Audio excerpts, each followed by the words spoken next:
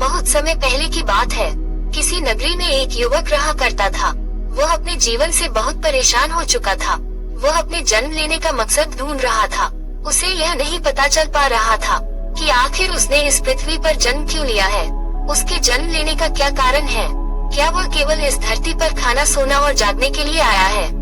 उसे अपना जीवन व्यर्थ लगने लगा था।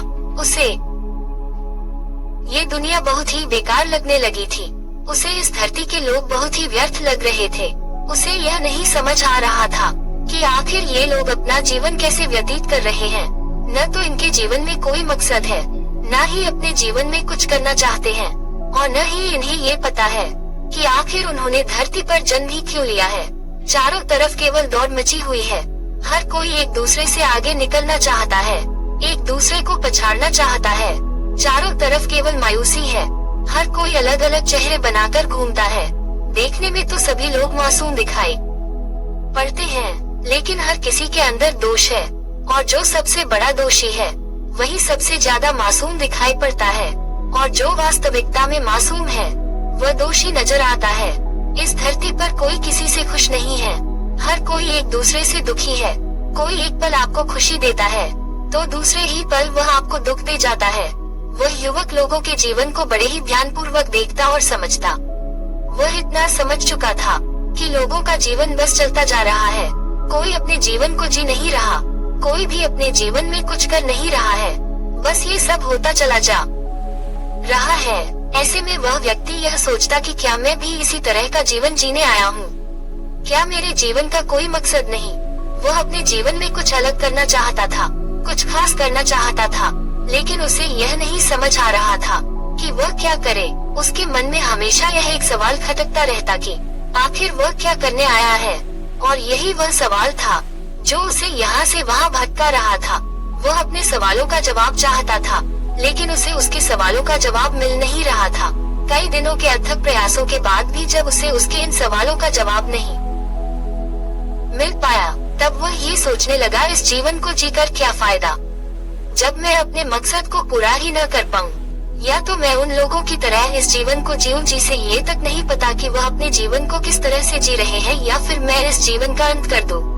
काफी कुछ सोच विचार करने के बाद आखिरकार उसने ये तय किया कि वह अब इस दुनिया को छोड़कर चला जाएगा, क्योंकि उसने इस दुनिया में बहुत कुछ देख लिया है।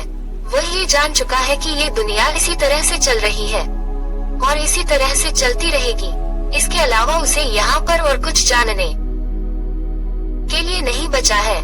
तो इस प्रकार का ये व्यर्थ जीवन जीकर क्या फायदा। इसलिए उसने ये तय किया कि वह अपने इस शरीर को त्याग देगा। ये सोचकर वह एक रास्ते पर चला जा रहा था। वह रास्ता कहाँ जा रहा था इसका भी उसे ज्ञान नहीं था। उसके मन में बस एक ही ख्याल था कि आखिर मैं इस जीवन को जीकर क्या करूँगा। जब ये जीवन मुझे औरों की तरह जीना है तो ऐसा जीवन मुझे नहीं जीना। इसी ख्याल में मगन होकर वह रास्ते में आगे बढ़ता चला जा रहा था। काफी समय बीत चुका था। धीरे धीरे शाम का वक्त हो चुका था। तभी रास्ते में उसे एक आश्रम नजर आया। वह उस आश्रम में गया और वहाँ पर उसे एक बौद्ध भिक्षु मिले। उस व्यक्ति ने उन बौद्ध भिक्षु से कहा, हे गुरुवर, मैं ये दुनिया देख चुका हूँ। मैंने बहुत लोगों को देखा, उनके जीवन को समझा, उनके जीवन को परखा, और मैं ये समझ चुका हूँ ये दुनिया इसी तरह से चल रही है और इसी तरह से चलती रहेगी, क्योंकि किसी को भी यह ज्ञात नहीं है कि वह इस धरती पर क्यों आया है, उसके जीवन का क्या मकसद है। सभी लोग केवल एक ही चीज चाहते हैं और वो खुशी, लेकिन ये खुशी किसी को कोई देना नहीं चाहता, केवल पाना चाहते हैं। सब एक दूसरे से दया चाहते हैं, लेकिन कोई किसी पर दया करना नहीं चाहता। लोगों को एक दूसरे से नाराज रहना बहुत पसंद है। प्यार पाने के लिए भी लोग एक दूसरे से नाराज रहते हैं, और यदि कोई किसी से प्रेम करता भी है तो वह भी उसमें अपना स्वार्थ जरूर देखता है। वह कुछ न कुछ ऐसा अवश्य सोचकर उस व्यक्ति से प्यार करता है। वह ये पहले ही सोच लेता है कि इस प्रेम से मुझे कोई लाभ होगा या नहीं। यदि लाभ होगा तो वह उस प्यार में अवश्य पड़ जाता है, लेकिन यदि हानि होगी तो उससे वह दूर दूर ही भागता चला जाता है। यहाँ पर हर कोई एक दूसरे से जल रहा है, क्रोध कर रहा है, और उन्हें देखकर मानो ये लगता है कि यह लोग केवल एक दूसरे से ईर्ष्या करने ही आए हैं, एक दूसरे को नीचा दिखाने ही आए हैं। और हर परिस्थिति में कोई भी गलत नहीं है, सब मासूम है, और उनके सामने वाला अर्थात उनका विरोधी वही सबसे बड़ा दोषी है।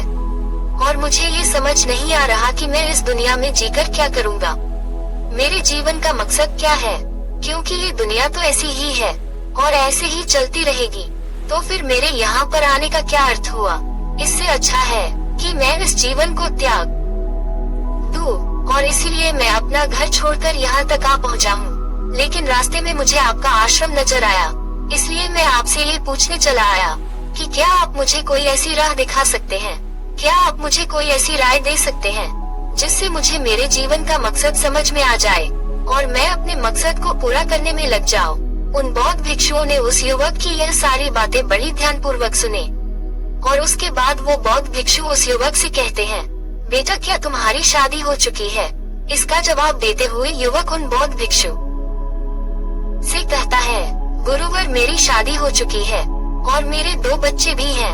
आगे वो गुरुवर उस युवक से कहते हैं, बेटा क्या तुम्हारी पत्नी तुम्हारी बातों पर ध्यान नहीं देती? तुम जो भी कहते हो वो उसे कम नजर आता है, गलत नजर आता है। तुम चीजों को बनाने का प्रयास करते हो और वो तुम्हारे उन्हीं चीजों को बिगाड़ देती है। तुम पत्नी के सामने अपने मान सम्मान को बचाने का प्रयास करते हो, लेकिन वह तुम्हारे प्रयासों को विफल कर देती है, इसलिए शायद तुम्हारे आत्मसम्मान को बार बार ठेस पहुंचती रहती है, तुम्हें दुख होता है, तकलीफ होती है। आगे वह बौद्ध भिक्षु उस युवक से कहते हैं, बेटा क्या तुम्हारी माता पिता जीवित हैं? तभी वह युवक इस बात का जवाब देते हुए कहता है, गुरुवर मेरी माता और पिता दोनों जीवित हैं। आगे वह बौद्ध भिक्षु उस युवक से कहते हैं, क्या तुम्हारी पत्नी तुम्हारी माँ का उस तरह से आदर कर पाती है जिस तरह से वह अपनी माँ का करती है? नहीं ना, तुम्हें एक पूरब नजर आती है तो दूसरी पश्चिम, और तुम्हारा पूरा जीवन इन्हीं विवादों में पिसकर रह गया है। क्या मैं सही नहीं कह रहा? ये बात सुनकर वह युवक उन बौद्ध भिक्षु के चरणों में गिर पड़ा और उनसे कहने लगा, हे गुरुदेव आप एकदम सही कह रहे हैं, आप तो ज्ञानी हैं, परंतु हे गुरुवर यह आपको कैसे पता चला कि मैं किन परेशानियों से गुजर रहा हूँ? मुझे क्या तकलीफ है? मैंने तो आपको केवल ये बताया था कि इस दुनिया में कितना दोष है और मैं भला इस जीवन को जीकर क्या करूँगा, इसलिए मैं इस जीवन को त्यागने आया था और उसी के बारे में मैंने आपसे आपकी राय जाननी चाहिए थी। तभी वह गुरुवर उस व्यक्ति से कहते हैं, बेटा एक शादीशुदा व्यक्ति को इस दुनिया के व्यवहारों के बारे में बहुत तेज ज्ञान होता है। जिस प्रकार तुम्हें इसका आभास हो रहा है, इसका अनुभव हो रहा है, उसी तरह से और लोग भी एक समय तक तो सन्यासी बनने के बारे में सोचते रहते हैं, या फिर वह अपने जीवन को त्यागने का निश्चय कर लेते हैं। लेकिन वहीं पर अधिकांश लोग ऐसे भी हैं जो अपनी इस जीवन से समझौता कर लेते हैं और चुपचाप इस जीवन को जीते चले जाते हैं। और मुझे ये बात इसलिए पता है क्योंकि मैं भी पहले एक संसारी था। उन बौद्ध भिक्षु की यह बात सुनकर युवक मन ही मन ये सोचने लगता है कि उसके दुख दर्द को समझने वाला कोई तो उसे मिल चुका है। ये सोचकर वो उन बौद्ध भिक्षु से कहता है, हे गुरुवर, तो आपकी राय में अब मुझे क्या करना चाहिए? इसका जवाब देते हुए वो बौद्ध भिक्षु उस युवक से कहते हैं, बेटा जो तुमने अभी तक आभास किया है, जो तुमने अभी तक अनुभव किया है इस दुनिया के बारे में कि ये दुनिया एक जैसी ही चलती रहती है, सब लोग एक जैसा ही व्यवहार करते हैं, किसी के जीवन में कोई मकसद नहीं, इसका केवल एकमात्र कारण है और वह ये है कि हर कोई एक ही जैसी चीजों का गुलाम बना हुआ है। सब कुछ किसी के नियंत्रण में है और जिसकी गुलामी हम सब कर रहे हैं। देखने पर तो हम सभी आजाद नजर आते हैं, लेकिन वास्तविकता तो यही है कि हम सब गुलाम ही है और अपना जीवन गुलामों की तरह ही जीते चले जा रहे हैं। और इसी तरह से एक दिन हम मृत्यु को भी प्राप्त हो जाते हैं। ये बात सुनकर व्यक्ति अत्यधिक क्रोधित हो उठा। उसने उन बौद्ध भिक्षु से कहा, क्या आप मुझे गुलाम कह रहे हैं? मैं किसी का गुलाम नहीं हूँ। उस व्यक्ति की यह बात सुनकर वो बौद्ध भिक्षु मुस्कुराने लगे और उस व्यक्ति से कहते हैं, बेटा तुम तो एक महान व्यक्ति हो और मेरा ये सौभाग्य है कि मुझे तुम जैसे युवक का दर्शन हुआ। तुम जैसा युवक मेरे आश्रम में आया, जितनी ज्ञान की बातें मैंने तुमसे सीखे हैं, आज तक मुझे किसी से भी इतनी ज्ञान की बातें सुनने को नहीं मिली। यहाँ तक कि मैं खुद भी इतनी ज्ञान की बातें नहीं जानता। मैं तो तुम्हारा आभारी हूँ। मैं हाथ जोड़कर तुम्हें प्रणाम करता हूँ। ये सुनकर उस युवक का पूरा क्रोध पल भर में शांत हो गया। ये सुनकर वह युवक अत्यधिक प्रसन्न हो था। उसका सीना चौड़ा हो गया और उसने उन बौद्ध भिक्षु से कहा, हे गुरुवर, कहने को तो आप गुरु है, लेकिन मैं आपसे ज्यादा बुद्धिमान है और यह बात मैं अच्छी तरह से जानता हूँ और मैं ये भी समझ चुका हूँ कि अब इस दुनिया में मेरा कोई नहीं, इस दुनिया में मेरा कोई हक नहीं है। बाकी के लोग जो इस जीवन को जी रहे हैं उनका जीवन व्यर्थ है। मेरे जैसा व्यक्ति कभी कभार ही इस दुनिया में जन्म लेता है। उस युवक की ये सारी बातें सुनकर वो बौद्ध भिक्षु उस युवक से कहते हैं, तुम तो बेवकूफ हो, तुम्हारे जैसा मूर्ख, तुम्हारे जैसा गधा मैंने आज तक नहीं देखा। तुम इस दुनिया में सबसे बड़े पागल हो जिससे मैं पहली बार मिल रहा हूँ, और इतने बड़े पागल से मैं पहली बार मिल रहा हूँ। अरे मूर्ख, तुम्हें किस बात का अहंकार है? तुम्हारे पास क्या है? न तो तुम्हारे पास बुद्धि है और न ही तुम्हारे पास कोई ज्ञान और न ही तुम्हारे पास कोई धन संपत्ति है, तो फिर तुम किस चीज पर अहंकार कर रहे हो? उन बौद्ध भिक्षु के मुख से यह बात सुनकर उस युवक के मन को गहरी ठेस पहुंची और युवक अत्यधिक क्रोधित हो उठा। उसने उन गुरुवर से कहा, यदि मैं मूर्ख हूँ तो आप कौन से ज्ञानी हैं? यदि मैं गधा हूँ तो आप भी तो गधा हैं।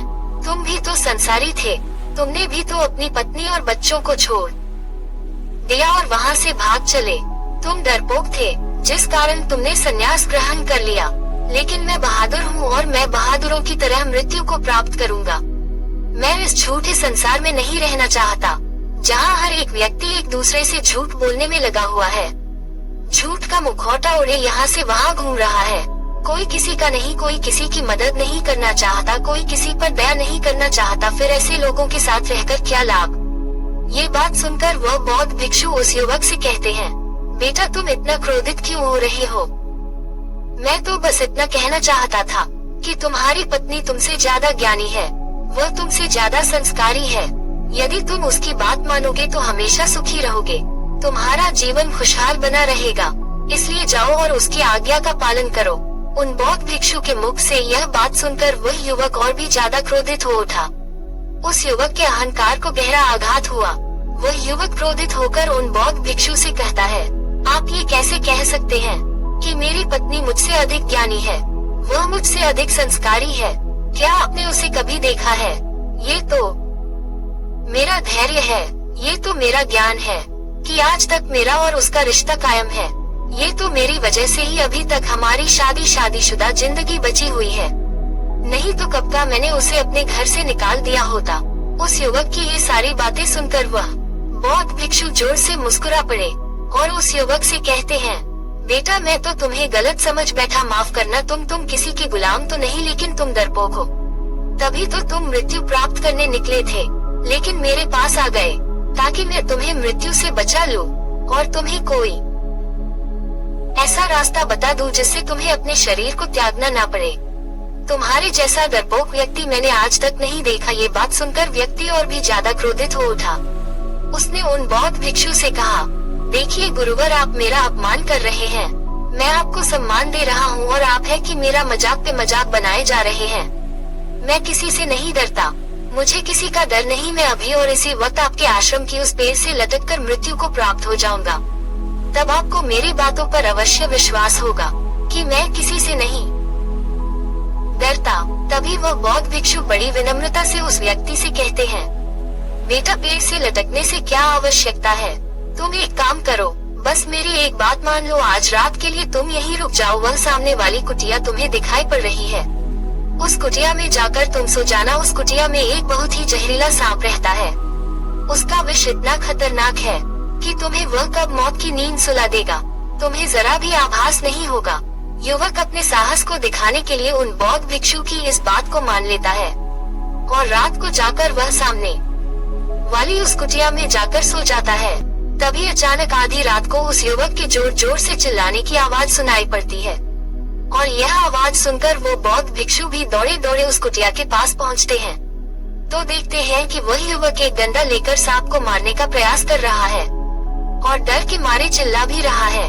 जब उन गुरुवर ने रोशनी की तो उन्होंने देखा कि वह युवक एक रस्सी को पीट रहा था और उसे सांप समझकर जोर जोर से चिल्ला रहा था। तभी उन बौद्ध भिक्षु ने उस युवक से कहा, बेटा आखिर तुम क्यों डर रहे हो? कहाँ है सांप? लेकिन वह युवक नींद के कारण अपनी ही धुन में था। वह सांप सांप चिल्लाता रहा। तभी उन बौद्ध भिक्षु ने जोर की आवाज में कहा, बेटा ये रस्सी है, सांप नहीं। लेकिन वह युवक सुनने का नाम ही नहीं ले रहा था। तभी उन बौद्ध भिक्षु ने पास में पड़ा हुआ एक डंडा उठाया और उसके पीठ पर जड़ दिया। उस युवक से कहने लगे, बेटा तुम इतना क्यों डर रहे हो, यहाँ पर कोई सांप नहीं है। तब वह युवक उन बौद्ध भिक्षु से कहता है, हे गुरुवर, तब आपने मुझे क्यों डराया था कि इस कुटिया में एक जहरीला सांप रहता है।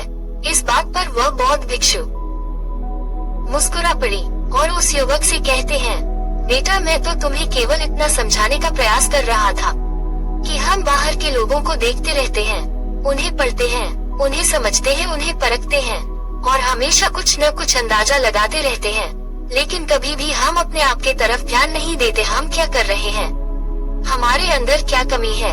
हम अपने आप को पढ़ने का, अपने आप को समझने का कभी प्रयास तक नहीं करते। जितना हम दूसरों के बारे में जानना चाहते हैं, उतना हम कभी भी अपने आप के बारे में जानने के लिए जिज्ञासु नहीं है। इसी कारणवश हम अपने ही गुलाम बन बैठे हैं और हम इस गुलामी को कभी स्वीकार नहीं करते, क्योंकि हमें इसके बारे में पता तक नहीं। हम इसके बारे में जानते ही नहीं कि हम किस तरह से अपनी ही भावनाओं के गुलाम बन बैठे हैं। ये भावनाएं हमें हमेशा इधर से उधर भगाती रहती है, नचाती रहती हैं और हम इनके अधीन होकर खुशी खुशी यहाँ वहाँ नाचते फिरते हैं, लेकिन कभी भी हम ये जानने का प्रयास नहीं करते कि आखिर ये सब क्यों हो रहा है। जैसे कि तुम अपनी प्रशंसा के गुलाम हो। अगर मैं तुम्हारी प्रशंसा न करूँ तो तुम क्रोधित हो उठते हो, और यदि मैं तुम्हारी प्रशंसा करूँ तो तुम अत्यधिक खुश हो जाते हो, और उस कारण से तुम कभी भी वास्तविकता को नहीं देख पाते, तुम कभी भी सत्य को नहीं देख पाते। और यदि कोई तुमसे झूठ भी कहते, यदि वह तुम्हारी झूठी प्रशंसा भी करते, तब भी तो अत्यधिक प्रसन्न हो जाते हो। अगर मैं तुम्हें मूर्ख कह दूं, गधा कह दूं, तो तुम क्रोधित हो जाते हो, क्योंकि तुम अपने क्रोध के भी गुलाम हो। इस क्रोध ने तुम्हें अपने नियंत्रण में रखा हुआ है। तुम्हारे लिए एक ही कार्य रह जाता है कि तुम क्रोध करो। क्या तुमने अपने जीवन में कभी यह अनुभव किया है कि कोई तुम्हें कुछ गलत कह दे, कोई तुम्हें कुछ अपशब्द कह दे और तुमने उसका जवाब न दिया हो? क्या तुमने उस पर पलटकर क्रोध न किया हो? इसके जवाब में वह व्यक्ति उस बौद्ध भिक्षु से कहता है, नहीं नहीं गुरुवर, जब भी मुझे कोई अपशब्द कहता है तो मैं इसका पलटकर उसे जवाब अवश्य देता हूँ, क्योंकि मुझे बहुत ही जल्द क्रोध आ जाता है। तभी वह बौद्ध भिक्षु उस युवक से कहते हैं, क्योंकि बेटा तुम क्रोध के गुलाम हो, क्रोध पर तुम्हारा कोई नियंत्रण नहीं है। जब तुम्हारे पास कोई और रास्ता नहीं बचता, जब तुम्हें लगता है कि अब तुम इस परिस्थिति से नहीं निकल पाएंगे, तब तुम क्रोधित हो उठते हो, क्योंकि तुम क्रोध के भी गुलाम बन चुके हो। और केवल इतना ही नहीं, अहंकार यह भी तुम्हारे अंदर खूब ठूस ठूस कर भरा हुआ है।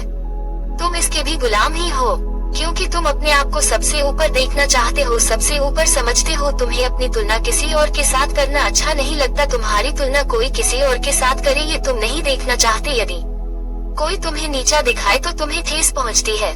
तुम्हारा मन क्रोधित हो उठता है, जिस कारण तुम भावनाओं में आकर उस दूसरे व्यक्ति को नीचा दिखाने का अपना अथक प्रयास करते हो, क्योंकि ऐसा करके तुम्हारे मन को खुशी मिलती है, तुम्हारे मन को सांत्वना मिलती है। और ऐसा करके तुम ये भी दिखा देते हो कि तुम डर के गुलाम हो, क्योंकि तुम्हारे मन में हमेशा एक डर बना रहता है कि अब आगे क्या होगा, कौन करेगा, कैसे होगा, कहाँ से आएगा, क्यों होगा। तुम हमेशा ये सोचते रहते हो कि कोई तुम्हें छोड़कर चला न जाए, कोई तुम्हारे जीवन में आना जाए। तुम ये सोचते हो कि जो कुछ तुम्हें मिला है वह तुमसे बिछड़ न जाए, वह तुमसे छीन न लिया जाए। लेकिन तुम हमेशा ये दिखावा करते हो कि तुम नहीं डरते, लेकिन तुम्हारा ये सारा डर साफ साफ नजर आता है, क्योंकि तुम अपने ही डर के गुलाम बन चुके हो, तुम अपने ही भावनाओं के गुलाम बन चुके हो। और हम में से अधिकांशतः लोग अपने ही भावनाओं के गुलाम बन चुके हैं। और ये भावनाएं सभी की एक जैसी होती है। सभी को खुशी चाहिए, सभी को सुख चाहिए, सभी को प्रेम चाहिए, सभी को दया चाहिए, लेकिन अपनी शर्तों पर। इसीलिए तुम्हें ये दुनिया एक जैसी दिखाई पड़ती है। तभी वह युवक उन बौद्ध भिक्षु से कहता है, हे गुरुवर, आप सही कहते हैं। मैंने इस दुनिया के लोगों को पढ़ा है, समझा है, उन्हें परखा है, लेकिन मैंने कभी अपने आप को नहीं देखा, अपने आप को समझने का प्रयास तक नहीं किया। मैं अपने आप को जानना तक भूल चुका हूँ। मेरा ध्यान तो केवल लोगों पर रहा, लोग क्या कर रहे हैं, क्यों कर रहे हैं, उनके जीवन में क्या घट रहा है। उनके जीवन में कौन सी खुशियाँ हैं और कौन से दुख है, वह क्या पा रहे हैं और क्या नहीं पा रहे हैं। मेरा ध्यान तो केवल इन्हीं सब चीजों में लगा रहा, लेकिन मैं अपना गुलाम बन बैठा और मैं अपने आप को ही समझना भूल गया। अपनी इस गुलामी के बारे में मुझे तनिक भर भी ज्ञान नहीं है। मैं तो हमेशा ये सोचता था कि मैं तो आजाद हूँ, मैं जो चाहे वो कर सकता हूँ, सब कुछ मेरे हाथों में है, सब कुछ मेरे नियंत्रण में है। लेकिन आज आपने मेरी आंखें खोल दी, मुझे आपने ये ज्ञान दे दिया कि मैं आज भी अपनी भावनाओं का गुलाम हूँ। तभी वह बौद्ध भिक्षु उस युवक से कहते हैं, यही तो हम मनुष्यों की सबसे बड़ी परेशानी है, क्योंकि हम अपनी ही भावनाओं के गुलाम बन चुके हैं। लेकिन जिसने अपनी इस गुलामी के बारे में समझ लिया, जिसने इस समस्या को जान लिया, वह इसका समाधान भी जान सकता है। जब तक हमें पता चलता है तब तक ये समस्या बहुत बड़ी हो जाती है, और तब हमें ये तक नहीं पता चलता कि आखिर हमारे साथ क्या हो रहा है, क्योंकि हमें तनिक भी ज्ञान नहीं होता कि हम क्या कर रहे हैं, क्यों कर रहे हैं। लेकिन वास्तविकता में तो ये सब हमारी भावनाओं के कहने पर हम उस कार्य को पूरा कर देते हैं। और हमारी समस्या भी यही है कि हम सब किसी न किसी के गुलाम हैं। हम सबका जीवन गुलामी से ही भरा हुआ है, लेकिन मुख्य तौर पर हम जिस के गुलाम हैं, वह हम खुद ही है। हम जाने अनजाने अपने ही गुलाम बन बैठे हैं। हमने अपने आप को ही इन जंजीरों में बांध रखा है, जिससे हम कभी बाहर नहीं निकल पाते, और समय बीतते बीतते ये जंजीर इतनी ज्यादा मजबूत हो जाती है कि हम इसे तोड़ भी नहीं पाते। हम अपनी भावनाओं के आवेश में आकर हमेशा कुछ न कुछ गलत करते ही रहते हैं, क्योंकि हम अपनी भावनाओं के गुलाम हैं। हम हमेशा ये सोचते हैं कि हम तो आजाद हैं, हम स्वतंत्र हैं, और जैसे ही यह स्वतंत्रता का भाव हमारे भीतर उठता है, तो हमें बस यही लगता है कि हम किसी दूसरे के गुलाम नहीं हैं। हम जो चाहे वह कर सकते हैं, सब कुछ हमारे हाथों में ही है। इसलिए हमारा ध्यान कभी भी इस चीज पर नहीं जाता कि हमें किसी और ने नहीं, बल्कि हमने ही अपने आप को गुलाम बना रखा है। लेकिन जो व्यक्ति इस बात को भली भांति जानता है, जो व्यक्ति भीतर से स्वतंत्र है, वास्तविकता में वही स्वतंत्र है, और उसका पूरा जीवन उसके नियंत्रण में है, और उसे कभी भी कोई भी गुलाम नहीं बना सकता।